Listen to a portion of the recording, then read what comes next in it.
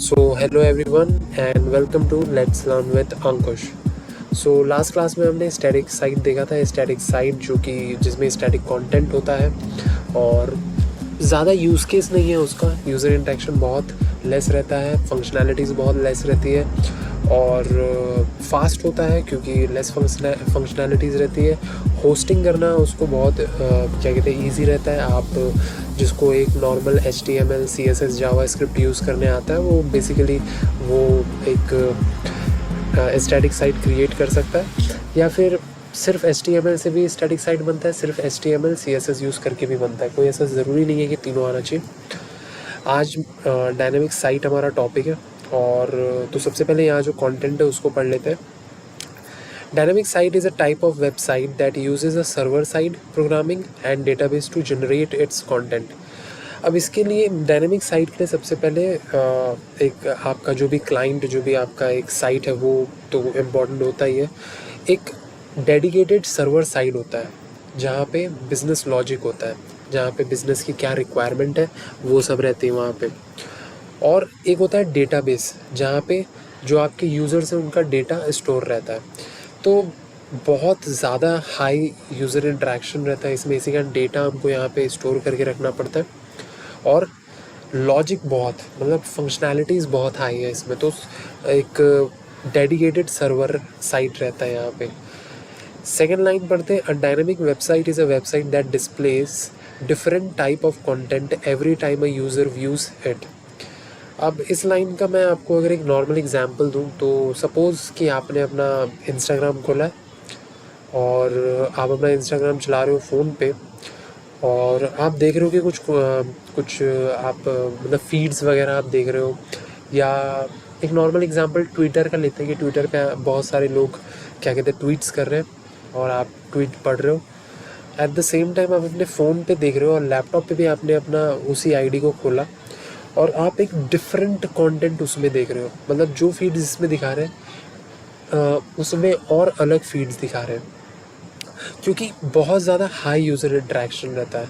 Regularly लोग उसमें कुछ ना कुछ क्या कहते हैं ट्वीट कर ही रहे हैं, तो बहुत ज़्यादा हाई यूज़र इंटरेक्शन रहता है, तो फंक्शनैलिटीज़ बहुत ज़्यादा रहता है। और यही है कि जब भी आप उसको स्टार्ट करो तो कुछ डिफरेंट कंटेंट आपको देखने को मिलता है।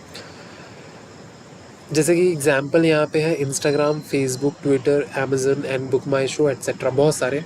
तो जैसे इंस्टाग्राम पे भी ये सेम चीज़ आपके साथ हो सकता है कि आप स्क्रॉल कर रहे हो और सेम टाइम आपने किसी और पे अपना आईडी खोला, किसी और क्या कहते हैं गैजेट पे अपना आईडी खोला और वहाँ पर आप देख रहे हो कि कुछ और ही क्या कहते हैं जो कंटेंट है वो दिख रहा है। तो ये बेसिकली डायनेमिक साइट में होता है, पॉसिबल है। अब थोड़ा एडवांटेजेस और डिसएडवांटेजेस देख लेते हैं।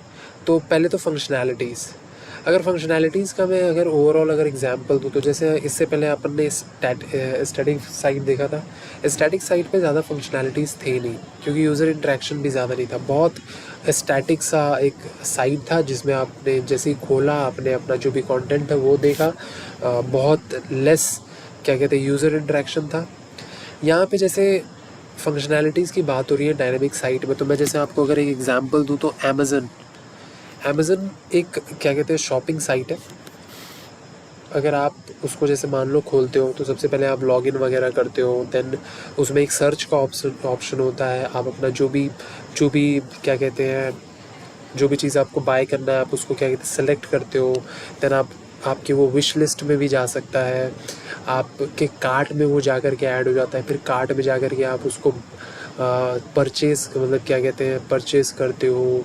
आप वहाँ पे सेलेक्ट करते हो कि आपको COD चाहिए या डायरेक्ट पेमेंट करना है आपको।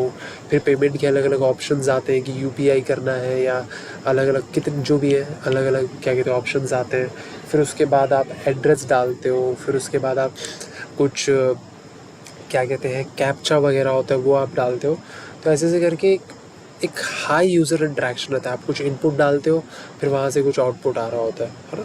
तो यूज़र को इनपुट भी बहुत सारा। आप जैसे अब मैं इंस्टाग्राम की अगर मैं बात करूँ तो इंस्टाग्राम पे आपने जैसे photo post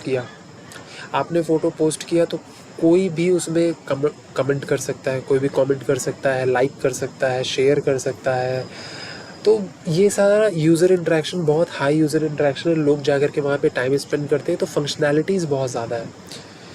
easy to update, हाँ अपडेट करने के लिए बहुत ईजी है। जैसे कि स्टैटिक साइट अपन ने देखा था, स्टैटिक साइट में बेसिकली क्या हो रहा था कि हमको अगर कोई अपना कंटेंट अगर चेंज करना है तो हमको क्या करना पड़ता था, हमारा जो भी जिसने भी वो जो भी ऑथर है उसका, वो जा करके सबसे पहले HTML जो भी कोड उसने लिखा है उसको वहाँ पे जा करके चेंज करना पड़ता था। बट अगर मैं डायनेमिक साइट की बात करूँ तो यहाँ पे अगर आपको कोई डेटा, अगर कंटेंट अगर चेंज करना रहता है तो आपको जा करके डेटाबेस पे चेंजेस करने पड़ते हैं। तब तक जब तक कि अगर आपको कुछ फीचर्स नए ऐड करने, तब ही जा कर के कोड चेंज होता है, वरना अगर कुछ कंटेंट अगर क्या कहते हैं चेंज करना है तो आप वो डेटाबेस से भी कर सकते हो। ओके, यूज़र इंटरेक्शन, अभी बात की, यूज़र इंटरेक्शन बहुत हाई रहता है और बेसिकली यूज़र्स को जितना ज़्यादा अट्रैक्ट कर सके वैसे उस तरीके से डायनामिक साइट को बनाया जाता है। तो ये तो हमने कुछ अच्छी अच्छी बातें कर ली कि डायनामिक साइट ऐसा होता है, वैसा होता है, ये होता है, वो होता है, बट बिना फ्लॉज के कोई कुछ होता नहीं है। तो फ्लॉज देख लेते हैं इसके डिसएडवांटेजेस। तो कॉम्प्लेक्स है। अब देखो, आपको इतने सारे इंटरेक्शन करने को मिल रहे हैं तो कॉम्प्लेक्स बहुत ज़्यादा है। मतलब आप सोचो कितने डेवलपर्स लगते हैं इस एक साइट को बनाने में, कितने लोग लगते हैं, कितना हाई, मतलब ये बिल्कुल भी चीप नहीं है, कितने पैसे लगते हैं इसमें, है ना। जैसे कि एक्सपेंसिव टू डेवलप, है ना, बहुत ज़्यादा एक्सपेंसिव है। कितने डेवलपर्स लगते हैं जो कि अलग अलग चीज़ों पे काम कर रहे होते हैं, है ना। क्या कहते हैं, कोई फ्रंट एंड पे काम कर रहा होता है, कोई बैक एंड पे काम कर रहा होता है, कोई, है ना, कोई दोनों पे काम कर रहा होता है, कोई UI, है ना, अलग अलग चीज़ों पे काम कर रहे होते हैं। फिर लो स्पीड से मेरा कहने का सिंपल मतलब है, स्टैटिक साइट में कभी भी आप वहाँ पे स्पीड ज़्यादा होता है क्योंकि कंटेंट बहुत कम है, बहुत कम इंटरेक्शन है। डायनामिक साइट में यूज़र इंटरेक्शन बहुत ज़्यादा होता है। जैसे फॉर एग्ज़ाम्पल, अब आप IPL अभी के टाइम पे चल रहा है, आप अगर IPL देखोगे तो वहाँ आप राइट कॉर्नर, टॉप कॉर्नर पे अगर आप देखोगे तो वहाँ पे आप देख सकते हो कितने लोग एट अ टाइम देख रहे हैं उस मैच को। तो कितना हाई यूज़र इंटरेक्शन है। समटाइम्स स्पीड का इशू होता है। जैसे कि आप मान लो कहीं आप ट्रैवल कर रहे हो तो आप एक नेटवर्क जोन से दूसरे नेटवर्क जोन में एंटर कर रहे हो। उसमें बेसिकली होता क्या है कि आप जब एक नेटवर्क जोन से दूसरे नेटवर्क जोन पे एंटर कर रहे होते हो और आप कोई मूवी देख रहे हो, मान लो नेटफ्लिक्स पे, है ना, आप बिंग वॉच कर रहे हो, उस टाइम पे मतलब आपका जो क्वालिटी है वीडियो का वो कम ज़्यादा होता रहता है ना, नेटवर्क के हिसाब से। तो ये भी एक फंक्शनैलिटी होती है। तो लो स्पीड रहता है, हाँ ये तो बात है डिसएडवांटेज। तो ओवरऑल मैं बताना चाहता हूँ कि ये है डायनामिक साइट और इस तरीके से हम यूज़ कर रहे होते हैं।